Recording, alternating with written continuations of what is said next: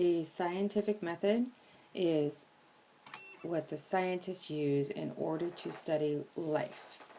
There are several steps in the scientific method. First, there is an observation. An observation can be anything that you see, you smell, you taste, or you just observe outside of you.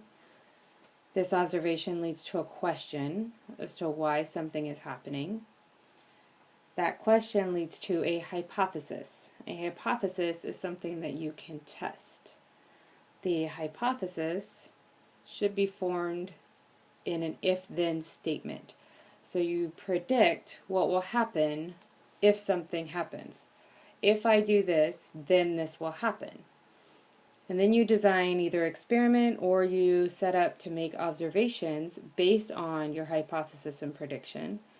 And from those experiments or observations of what is happening, you draw a conclusion.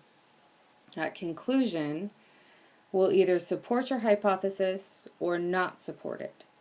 So if your hypothesis is supported, then you can go on and you can make further predictions about other things.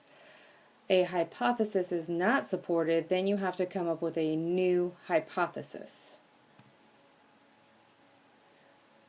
So one of the examples of the scientific method is from spontaneous generation. It used to be that people thought that maggots came from meat spontaneously. So an experiment was done. An observation was made that the flies would swarm around the meat that was uncovered, and maggots would appear on the meat. So the question is, why are there maggots appearing on the meat?